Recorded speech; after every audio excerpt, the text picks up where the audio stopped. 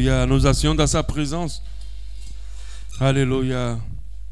Je bénis vraiment le Seigneur pour notre culte ce matin. C'est une grâce d'être encore sur ces deux jambes. Alléluia. Nous bénissons encore Dieu. Amen. Amen. Que Dieu soit loué pour vos vies, pour vous qui croyez en ce ministère et qui êtes fidèles à ce ministère. Que Dieu vous le rende vraiment au centuple au nom de Jésus. Et qu'il vous bénisse de toutes les bénédictions spirituelles dans les lieux célestes au nom de Jésus. Amen. Je bénis Dieu aussi pour les chantres. Vraiment, ils sont impressionnants de jour en jour. Alléluia. Quand j'ai pensé à Carl, Dieu me montrait juste un instrument. Ce n'est plus un humain, c'est maintenant un instrument. Alléluia. Entre les mains de l'Éternel des armées. Alléluia. Amen. On va dire, ah bon, il félicite tous les chants à chaque fois. Non. Il y a une dimension dans laquelle le groupe de louange est en train de rentrer. Les gens ne se rendent pas compte en fait. Alléluia. Pour nous qui avons la sensibilité d'esprit, on voit qu'ils ne sont plus au même niveau. Est-ce que quelqu'un a remarqué ça? Est-ce que vous avez remarqué que le groupe de louange n'est plus au même niveau? Ce n'est pas que techniquement, il y a quelque chose qui sort d'eux, qui est impressionnant. Alléluia. Et Dieu soit loué aussi pour tous les autres ouvriers qui bénissent vraiment et qui permettent à ce que tout le culte se passe parfaitement bien. Alléluia. Je bénis le Seigneur. Nous allons continuer la parole de Dieu. Dis à Dieu que ça soit pour moi. Parle à mon cœur, vraiment. Parle à mon cœur. Tu sais que tu n'es pas là ce matin pour rien. Tu es là parce que Dieu veut faire quelque chose avec toi. Il veut te transmettre quelque chose. Alléluia. Sois loué, Seigneur, quand tu es puissant, quand tu es bon, extraordinairement grand. Parle à nous ce matin. Parle à chacun de nous. Et que ta parole soit pour chacun de nous. Que personne dans cette salle ou en ligne ne soit épargné par la grâce que cette parole porte, par la force que cette parole porte au nom de Jésus. Et que ça soit notre partage au nom de Jésus. Alléluia. Que Dieu soit loué. Aujourd'hui, nous allons continuer. Je pense qu'on va pouvoir terminer aujourd'hui, s'il plaît à Dieu. Les bonnes choses qui amèneront plusieurs en enfer. Comme je l'ai dit le dimanche passé, c'est un thème un peu bizarre, contradictoire. Normalement, quand une chose est bonne, elle n'est pas censée nous faire du mal. Mais malheureusement, il y a beaucoup de bonnes choses qui vont empêcher plusieurs d'avoir accès au ciel. Alléluia. Je ne vais pas revenir sur ce qu'on a dit dimanche. Pour ceux qui veulent le savoir, qu'ils aillent l'écouter. Nous allons plutôt continuer pour la suite. Plusieurs parmi nous, ou plusieurs enfants de Dieu, ont très bien débuté avec Jésus-Christ. Ils avaient beaucoup d'enthousiasme au début avec leur relation avec Dieu. Alléluia. Beaucoup de motivation, beaucoup d'engagement. Ils mettaient Dieu avant toute chose dans leur vie. Ils ne rataient aucun culte, aucun programme de l'église, sauf par cas de force majeure. Mais ces personnes-là qui étaient si passionnées de Dieu, si motivées de Dieu, aujourd'hui, ils sont entrés dans une forme de relâchement qui est certainement dû au fait que leurs priorités ont changé. Vous savez, quand quelque chose est priorité pour nous, on y dévoue vraiment toute notre énergie. On nous dévoue toute notre force. On nous consacre tout notre temps. Alléluia. Nos priorités sont reconnues à cause du dévouement qu'on accorde aux choses. C'est à partir de là qu'on peut signifier que ça, c'est prioritaire que ça. Le temps qu'on accorde. Le monde aujourd'hui a plus de force dans le cœur de plusieurs. Et leur amour pour Dieu s'est transformé en religiosité, en habitude, mais pas en soif grandissante de connaître de plus en plus le roi de gloire. Pas en véritable soif de connaître Dieu. Aujourd'hui, certains, en étant au service de Dieu, n'ont plus leur cœur sur lui. Ils ne prennent même pas le temps de chercher tout ce qu'ils vont transmettre dans la présence de Dieu. Il n'y a pas de ministère sans intimité avec Dieu. Il n'y a pas de ministère sans intimité. L'intimité même parfois, je dis deux fois ou totalement, conditionne le succès d'un ministère. Alléluia. Aujourd'hui, la quête de l'argent, de la réussite, d'une vie meilleure, de se marier, la promotion, la construction, un nom, en fait, dans cette vie, elle devient plus forte dans le cœur de beaucoup que la soif qu'ils ont pour les choses de Dieu, la soif profonde des choses de Dieu. Ils ont plus soif de tout ce qui est éphémère et superficiel. Et malheureusement, nos serviteurs, nos églises ne nous aident pas. Parce qu'on a beaucoup de messages sans conviction de péché. Beaucoup de messages qui ne ramènent pas à Dieu, mais qui ramènent aux hommes, ou qui ramènent au succès, ou qui ramènent à une meilleure vie. On te dit fais ça pour que Dieu te donne une meilleure vie. Non, fais ça parce que tu aimes Dieu. Quand on aime, on n'a pas besoin de récompense. On fait tout pour que celui qu'on aime soit simplement réjoui. La joie de ceux ou celles qu'on aime est notre récompense, en réalité, quand nous aimons vraiment. Alléluia. Oh mon Dieu. Comment tu peux me faire traverser ce genre de choses? Voilà la prière de certaines personnes. Comment tu peux me faire vivre ça? Si tu me donnes, je t'adorerai. C'est une mauvaise prière. Ne fais plus jamais cette prière.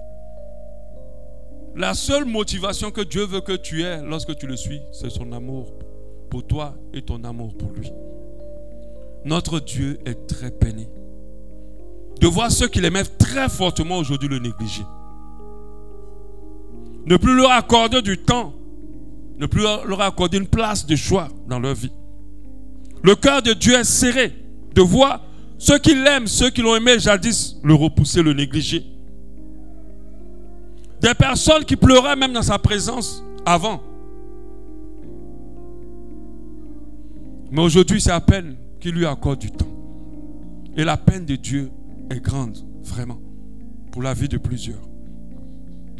Ces personnes qui l'aimaient à la folie, qui lui disaient, Seigneur, tu m'as sauvé de l'enfer, je ne te quitterai jamais, je ne t'abandonnerai jamais. Maintenant, ils n'ont plus une minute à lui consacrer parce que les priorités ont changé. Si tu me bénis, je te servirai. N'est-ce pas toi qui as l'or et l'argent? C'est ce qu'on dit. On croit que le souci de Dieu, c'est de nous bénir. Ce n'est pas ça le souci de Dieu. Sa priorité pour nous, c'est notre salut. C'est que nous soyons proches de lui. Et parfois, on lui demande de nous comprendre. Pour nous occuper de nos familles.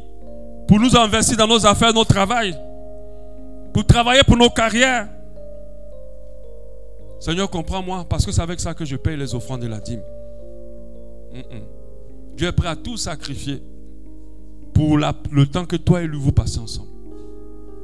Il est prêt à tout sacrifier, même si son église se ferme, pourvu que toi et lui vous passez du temps ensemble. Il est prêt. Et on pense que Dieu nous comprendra. Dieu ne comprend pas. Il ne comprendra rien qui vole son temps entre toi et lui. Il ne va jamais rien comprendre. Tant qu'il n'est pas à la première place, tout ce que tu expliques là ne vaut rien pour lui. N'a pas de valeur. Il ne comprendra jamais. Dieu est avant toute chose. Et tu dois comprendre que toute chose subsiste par Dieu. Toutes les choses derrière lesquelles tu cours vont mourir si tu ne t'accroches pas à Dieu. Parce que c'est Dieu qui apporte la vie à tout ce que tu cherches dehors. Alléluia. Il est la tête, il veut rester à la tête. Il est le commencement, il veut rester au commencement. Il doit être le premier de tout.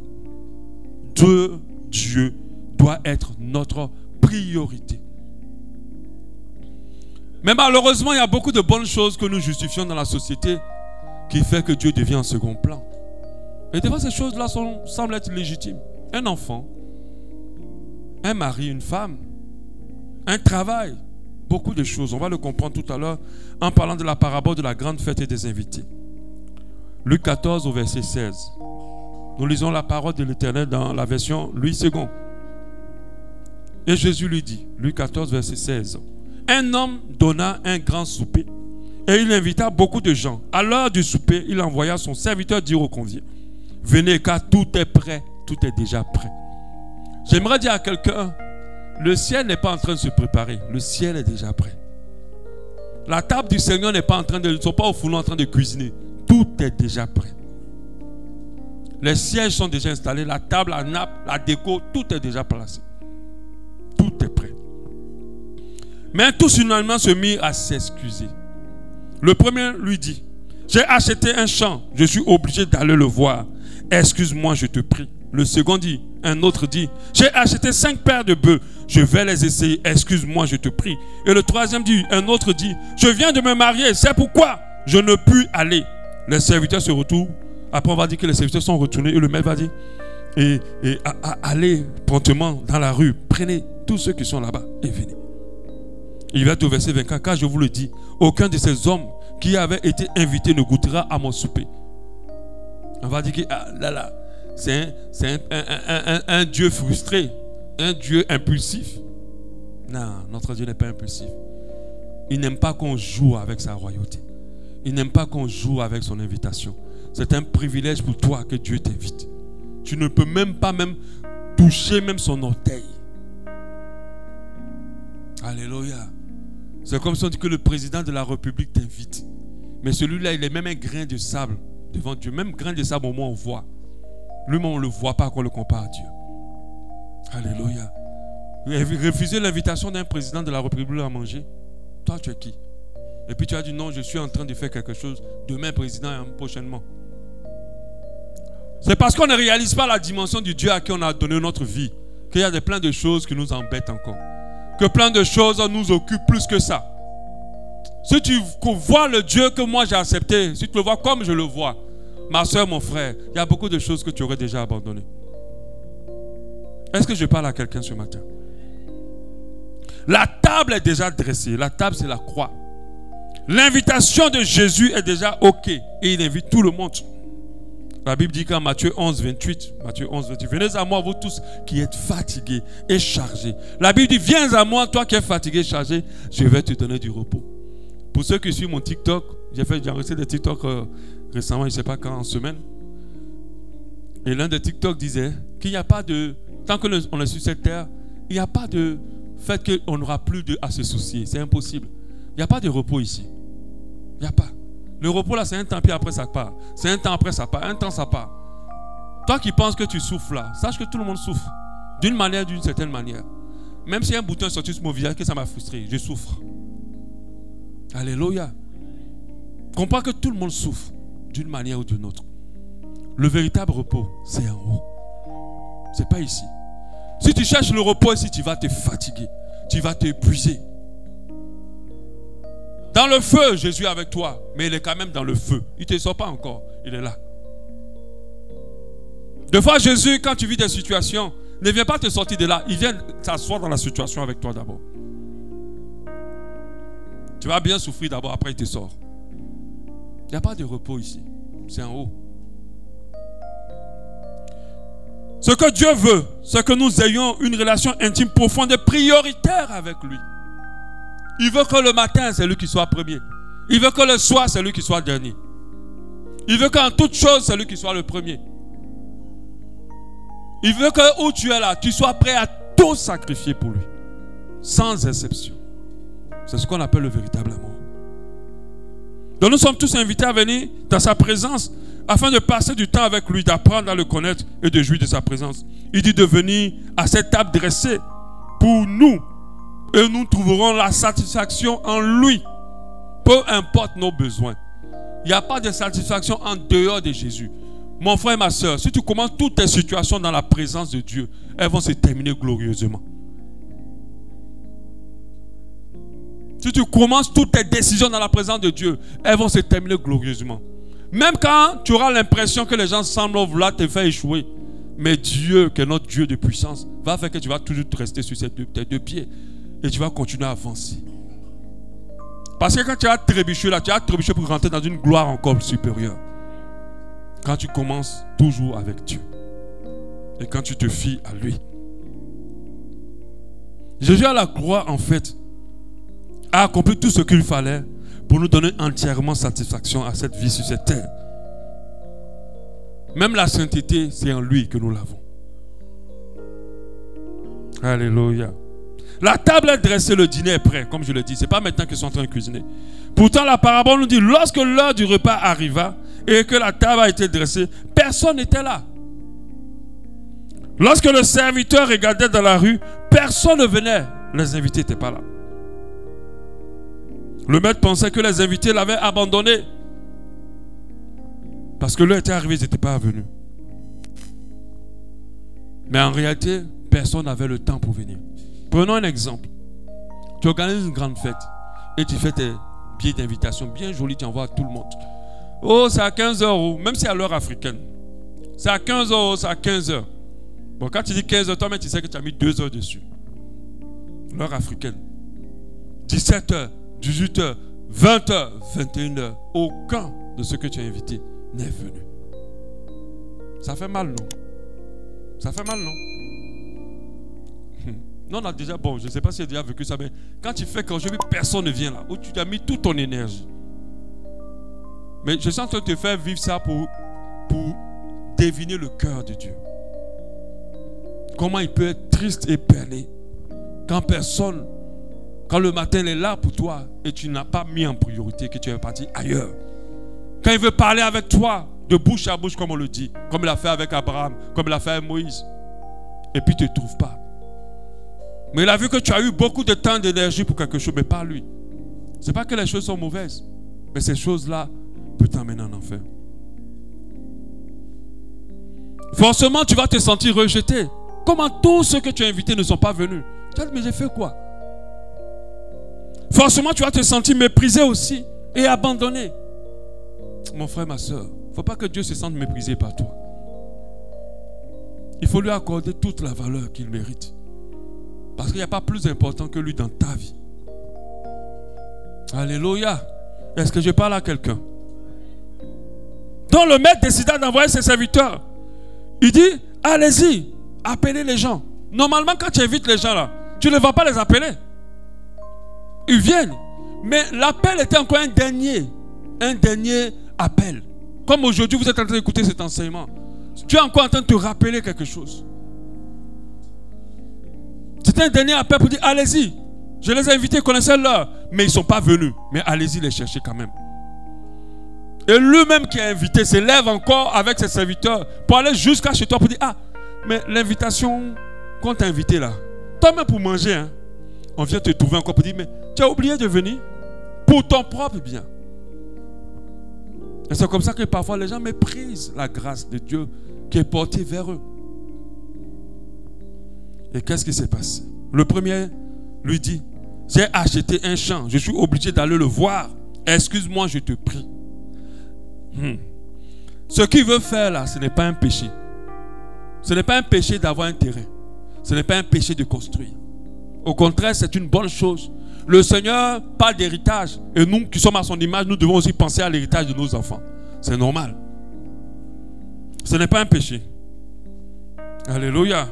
Ce n'est pas là, le terrain n'est pas le problème. Cet homme agissait mal par rapport à ses priorités. Il se concentrait sur ses intérêts personnels, ses affaires, sa famille. Il mettait en second plan l'invitation du maître. Il se disait, je m'occuperai de l'invitation plus tard. Pour le moment, c'est mon champ. C'est mon terrain. Je dis d'abord m'occuper de mes affaires. Pourtant, son terrain n'allait pas bouger. S'il partait à l'invitation et qu'après il s'occupait de son terrain, ça allait être toujours excellent. Je vous assure, quand vous mettez Dieu avant toute chose, les choses que vous faites après ont du succès. Quand vous commencez avec Dieu, vous faites les choses après, même si c'est un gros boulot à rendre. Commencez d'abord votre journée avec Dieu. Après, mettez-vous sur ce boulot. Vous allez voir comment Dieu va vous donner l'inspiration pour finir ce boulot. Même si c'est un problème, on dit urgent. Commencez déjà avec Dieu. Parce que toutes choses subsistent par lui. Alléluia. Commencez d'abord au pied du maître. Son terrain n'allait pas bouger. Son terrain allait rester. Il pouvait le visiter demain. Il pouvait aller là-bas demain. Mais il a préféré brader ça. Et combien de personnes le font? Combien? Le second, lui, il a acheté des bœufs. Un autre a acheté 5 paires de bœufs. 5 paires, ça veut dire 10 bœufs. Et je vais les essayer. Excusez-moi, je te prie. Donc, il voulait essayer les bœufs. Ce n'est pas un péché. Abraham, David et plusieurs serviteurs de Dieu avaient des bœufs. C'est normal. Mais cet homme péchait parce qu'il avait fait. Parce qu'il avait fait Ce qu'il avait à faire plutôt pour lui était plus important que l'invitation du maître. Ces bœufs, il pouvait les essayer le lendemain. Et un autre, au verset 20, dit, je viens de me marier, c'est pourquoi je ne suis pas allé. Rien n'est plus légitime que le mariage. Le mariage vient de Dieu. La parole de Dieu dit que celui qui a trouvé une femme a trouvé le bonheur. Donc ça veut dire que Dieu est dans le mariage. Mais le mariage ici n'est pas la question. C'est une bonne chose de se marier. C'est une bonne chose aussi de profiter de son mariage.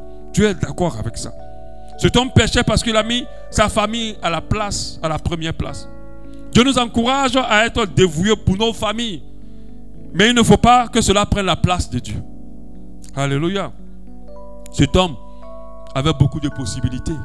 Il aurait pu prendre sa femme pour dire, j'ai une invitation. Allons-y ensemble. On va se réjouir, on va manger. Alléluia. On va se réjouir, on va manger. Il aurait pu commencer son mariage qui venait de se faire par un moment avec le maître. Ça serait un mariage qui aurait été glorieux encore davantage. Dieu que nous voyons là veut toujours être à la première place. Rien ne peut prendre sa place dans nos cœurs. Les intérêts de Dieu doivent être prioritaires sur les nôtres. Alléluia. Donc ce que tu dois comprendre, et pour le mariage, c'est quelque chose d'assez fréquent. Célibataire, il y a des gens qui sont dévoués à Dieu. Ils ont du temps pour Dieu. Mais plusieurs après le mariage, on les perd. Plusieurs après le mariage ne prient pas. Tu étais une femme de prière. Une femme dévouée pour l'œuvre de Dieu. Mais quand tu as fini de te marier, tu n'as plus eu ce temps. Normalement, celui que tu as marié, ou celle que tu as mariée, doit te rapprocher encore plus du maître. C'est tout son intérêt. Sinon, le mariage que tu vas avoir, c'est par Dieu que toute chose subsiste. Tu ne peux pas avoir un mariage stable sans Dieu. Impossible. Alléluia. C'est pour ça que ne pense pas que le mariage c'est la finalité de ce monde. Peut-être que les gens vont t'acclamer, t'applaudir, monsieur marié, femme mariée. Mais ne te trompe pas pour que ton mariage prenne le pas sur Dieu. D'autres, c'est les enfants. Tu as pleuré pour que Dieu te donne un enfant. Le jour où il t'a donné un enfant, tu as pris cet enfant pour mettre au-dessus de lui.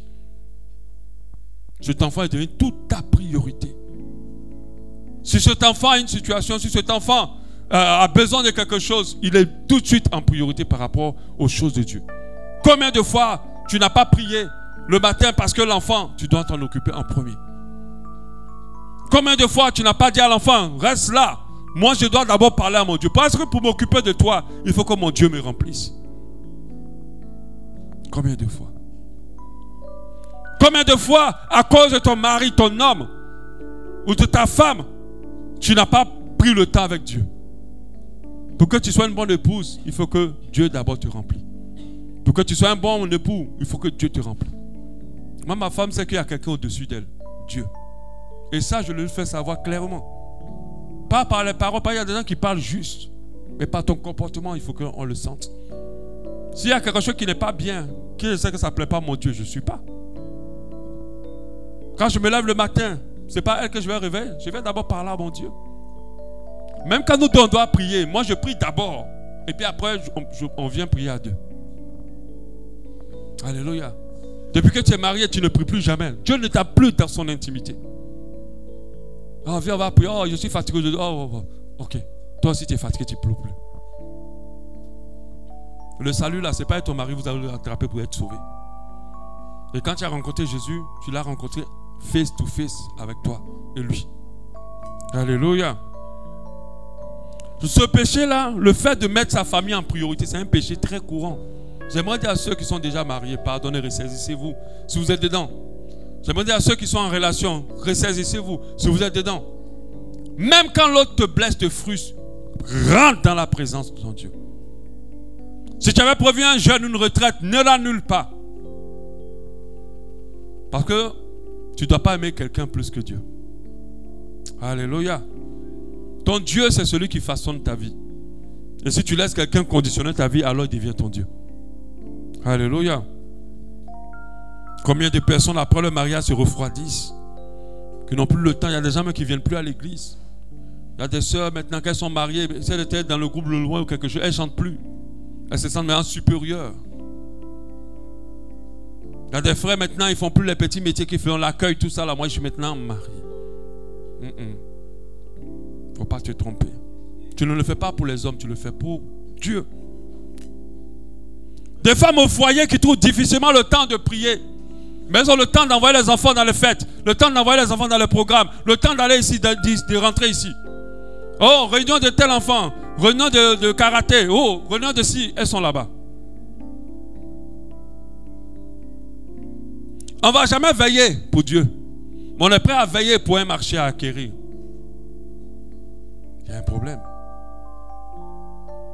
Quand le culte dure un peu, oh, le culte là, ça a trop duré. Mais quand tu es avec ton gars, en train de vous dire des bêtises, tu ne vois pas l'heure passer. Tu ne vois pas l'heure passer. Tu trouves même que le temps est trop court. Tu aurais dû mettre 36 heures par jour. Ce qui montre que ce n'est pas lui qui est à la tête. Ce n'est pas lui. La présence de Dieu est agréable pour ceux qui ont mis Dieu en premier. Ils aiment ça. Ils ne veulent pas que ça finisse. Mais on est obligé de couper. Parce que quand tu crois à Dieu, tu vois les visages même comme ça. Donc c'est la nourriture qui est avant Dieu. Quand le ventre dit clic, j'ai faim, Dieu faut te mettre à côté. Pour certains, ce sont les enfants d'abord. Attention. Si vous négligez les intérêts de Dieu, placez vos enfants, quoi que ce soit, devant lui. Surtout vos enfants. Vous créez même des problèmes aux enfants. Parce que Dieu est un Dieu jaloux. Et c'est là que le diable va créer tous les problèmes aux enfants aussi. Et que Dieu ne va pas les bénir. Parce que tout ce que vous mettez au-dessus de Dieu est maudit. Ça, c'est une parole qui est très importante. Tout ce que vous mettez au-dessus de Dieu dans vos vies est maudit. Ce n'est pas pour insulter, c'est une réalité. Tout ce que vous mettez au-dessus de Dieu dans vos vies est automatiquement maudit. Donc faites très attention à qui vous mettez. À chaque fois que vous mettez quelque chose au-dessus de Dieu, vous êtes en train de créer des problèmes à cette chose. Vous êtes en train de créer des problèmes à votre travail. Le jour où vous n'allez pas vous entendre, vous allez voir comment votre travail va vous être arraché. Le jour où vous n'allez pas vous entendre, vous allez voir comment vos affaires vont être secs. Le jour où vous n'allez pas vous entendre, la personne qui vous a donné tous les amours du monde va vous dire qu'il ne vous aime pas, qu'il aime quelqu'un d'autre. Tout ce qui est au-dessus de Dieu dans votre cœur est maudit. Si tu mets tes enfants, tu seras toujours en train de régler des problèmes avec les enfants. Il faut que tes enfants sachent que Dieu est avant eux. Il faut que dans ta vie, dans tes habitudes, tu le mettes devant. Alléluia. Ne négligez pas les intérêts de Dieu. Placez en premier le Seigneur avant toute chose. Alléluia. Le péché de ces paraboles-là, c'est le fait que les gens ont mis les terrains, la famille, ils ont mis les bœufs, les activités au-dessus de l'intimité avec le maître. Alléluia. Et c'est un péché vraiment dangereux.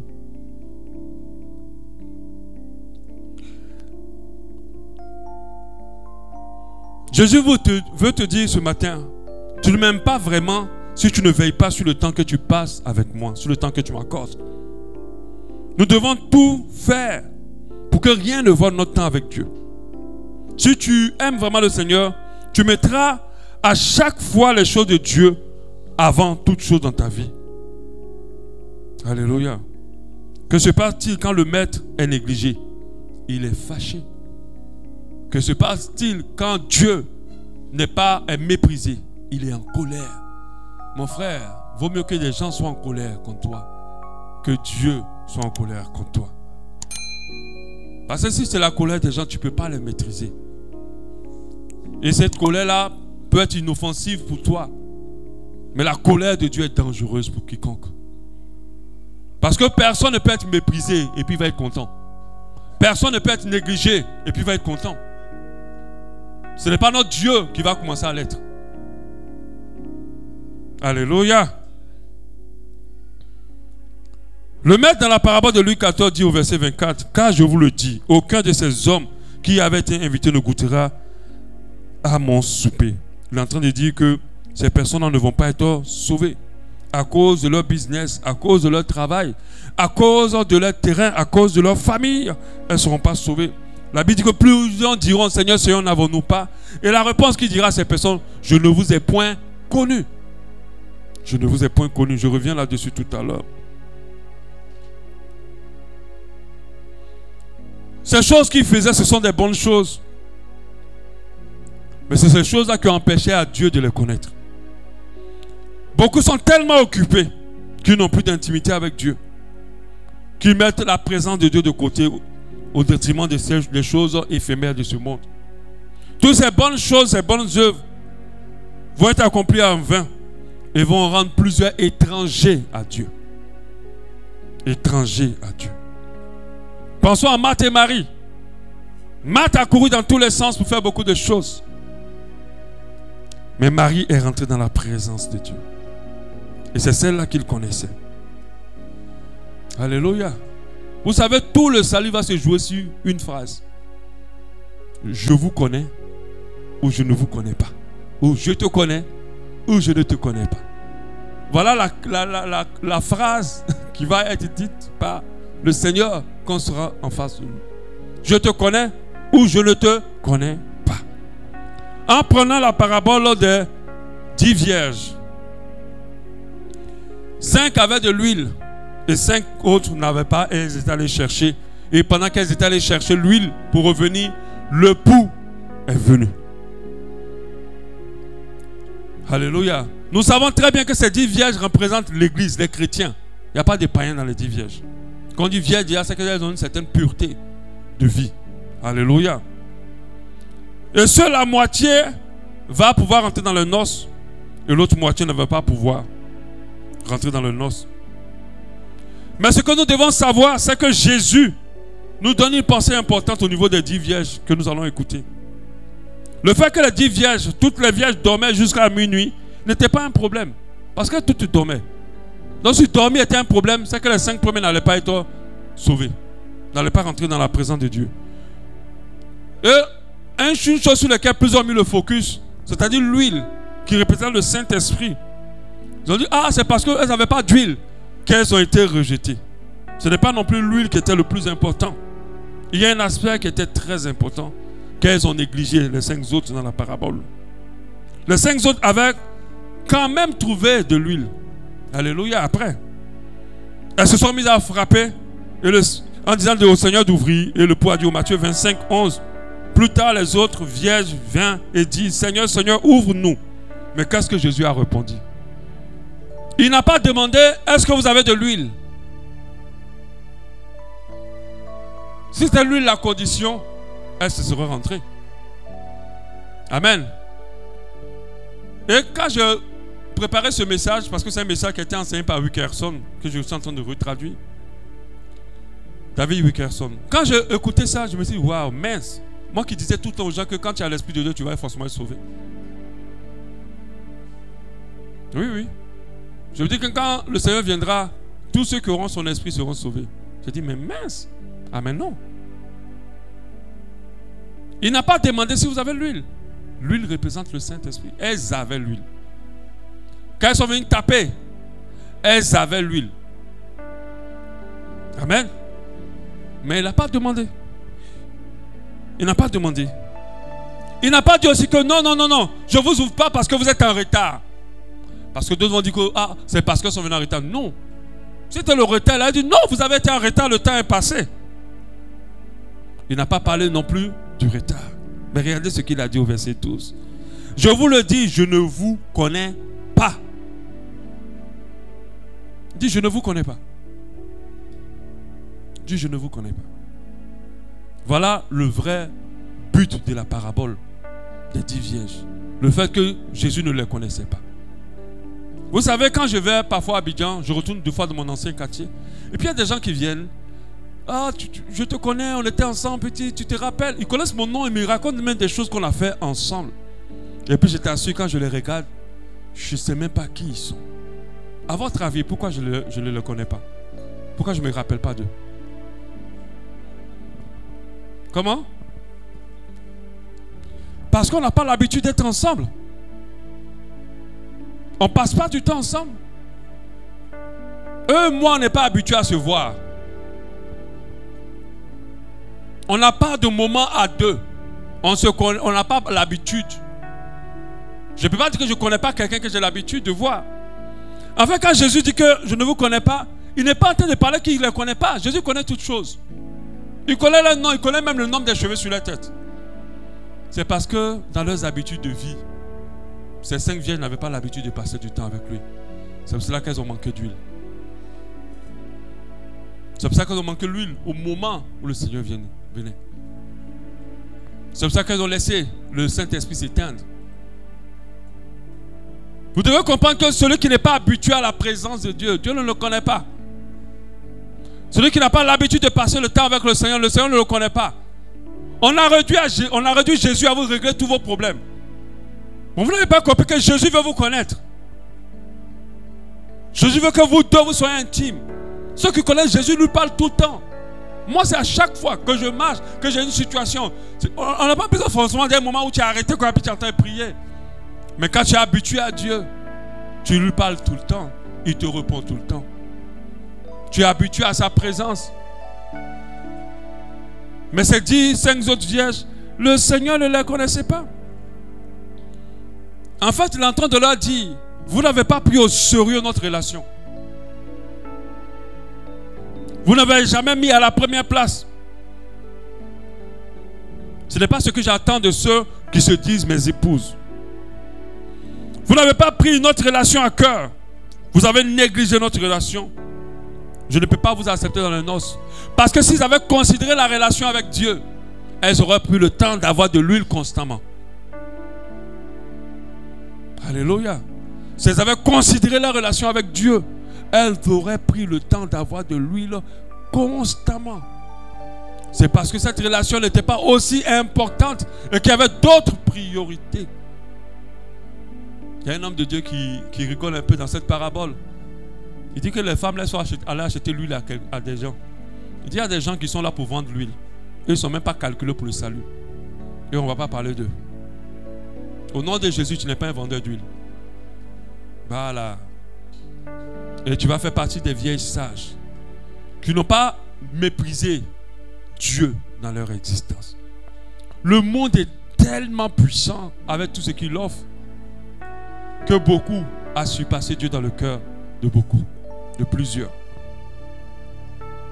Si ces vierges avaient pris au sérieux leur relation avec Dieu, elles auront pu penser à avoir suffisamment d'huile pour attendre le bout.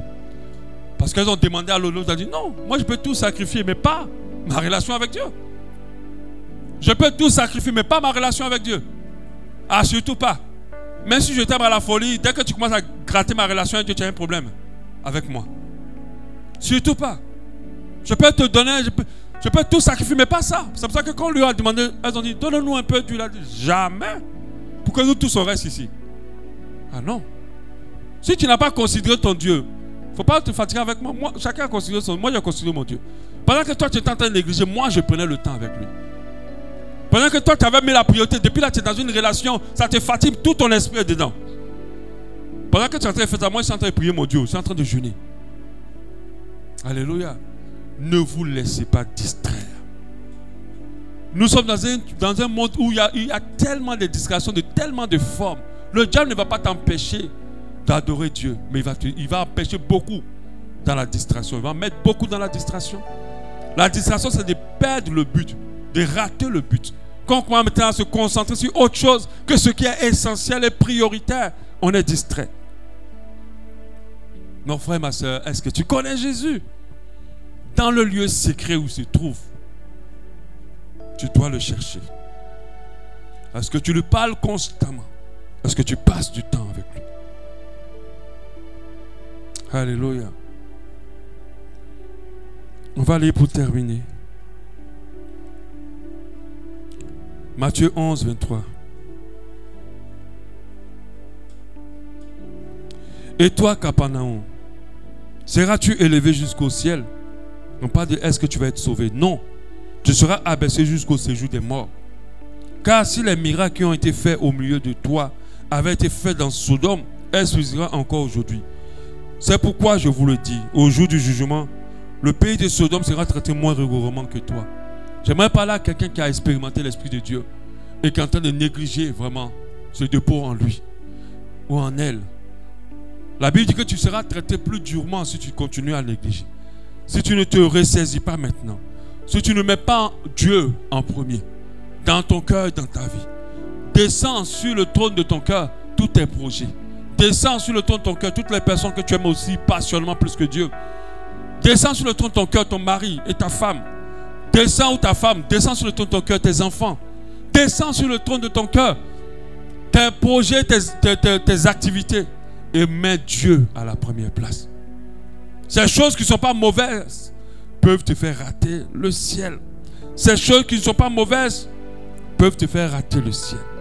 Si aujourd'hui, tu prends cet engagement en disant à Dieu, Seigneur, à partir d'aujourd'hui, je m'engage à faire de toi le centre de ma vie. Tout le reste passera après toi. Tout et tu es tout pour moi, Jésus. Rien ne sera plus important que toi. Si tu prends cet engagement-là, tu vas voir comment beaucoup de choses vont commencer à se restaurer.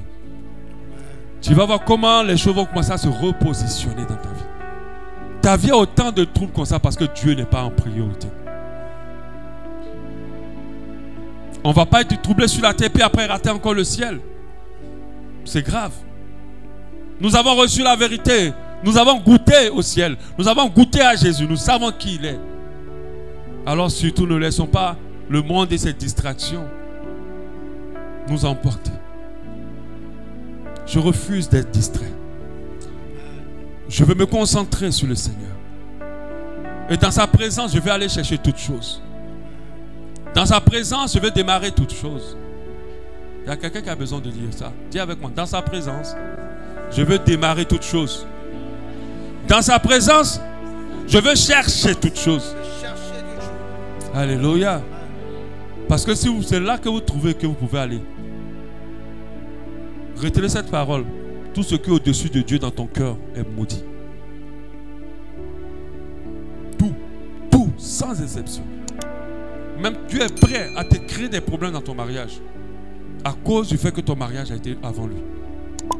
Les mariages qui souffrent comme ça, qui battent de l'aile, la majorité. La majorité, pas du tout, la majorité. Ils ont mis Dieu au-dessus. Ils ont mis quelque chose au-dessus de Dieu. Ils ont mis le mariage au-dessus de Dieu. Dieu ne protège jamais tout ce que tu mets au-dessus de lui dans ton cœur. Jamais, jamais, jamais. C'est pour ça, fais attention à tes passions. Fais attention à tes priorités. Dieu d'abord. Alléluia. On va prier, on va reprendre le chant Kabo et on va prier. On va le reprendre, on va prier. Elle parle de la gloire.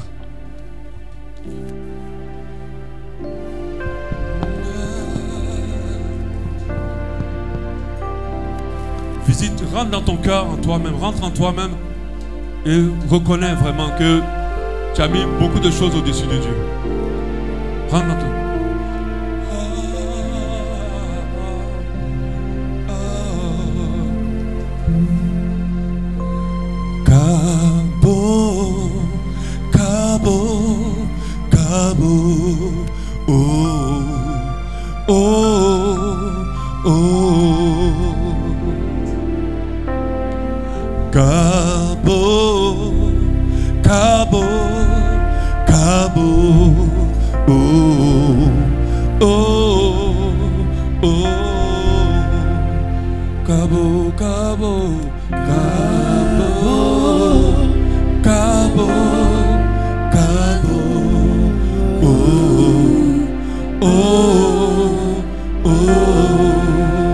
Nous le disons Kabo, Kabo, Kabo, Kabo, Kabo, oh, oh. Disons-le par l'esprit Kabo, Kabo, Kabo, Kabo, Kabo, oh, oh. Kabo, Kabo, Kabo, Kabo,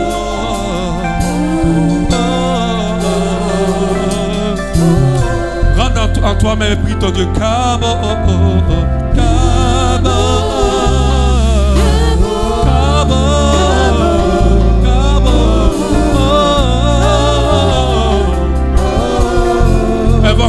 de Dieu, sa présence. Cabo, Cabo, Cabo, Cabo. Hey. Disons Cabo, Cabo, Cabo, Cabo. Crions-le, ta présence, ma priorité. Cabo, Cabo, dis encore, crie en Cabo, ta gloire, ici, Cabo, Cabo, sans les instruments, disons Cabo.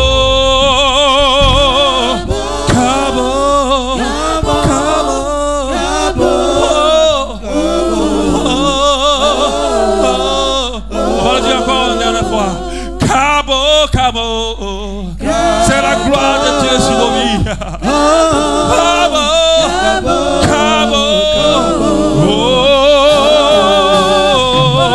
dis-le, Cabo,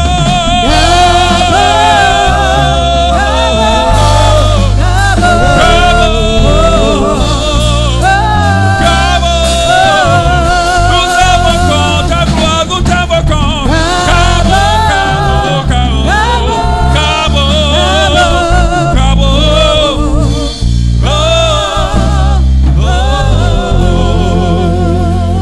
Merci pour ta parole. Remercie-le pour ce qu'il t'a transmis ce matin. Prends l'engagement devant lui, Seigneur. Je veux mettre en priorité ta présence. Et puis prie pour dire, Seigneur, je veux que tu me donnes la force.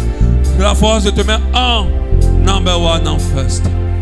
Avant toi, je ne veux rien mettre. Je veux te mettre en premier au nom de Jésus.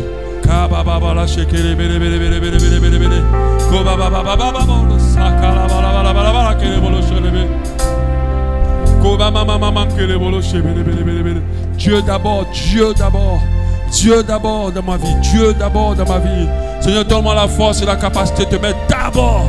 Que rien ne puisse être au-dessus de toi dans mon cœur. Que rien ne puisse réjouir mon cœur plus que toi. Grand, vide-moi de tout ce qui me remplit, remplis-moi de toi au nom de Jésus. Même ma propre personne, je ne veux pas la mettre au-dessus de toi.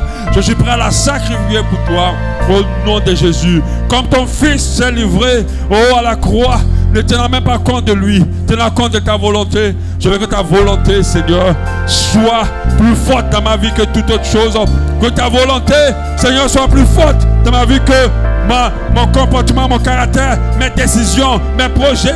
Que ta volonté soit au-dessus de tout, Seigneur.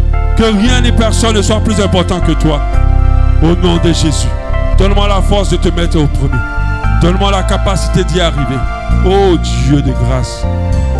Alléluia. Nous bénissons le Seigneur pour sa parole. Merci Seigneur. Nous te louons parce que tu es fidèle. Alléluia.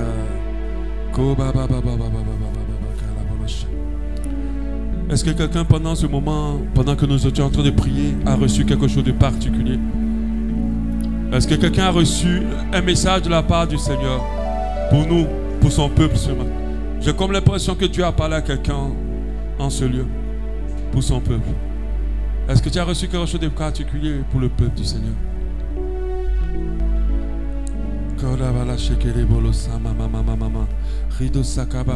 Si c'est le cas, libère la parole de Dieu ce matin. Libère la parole de Dieu.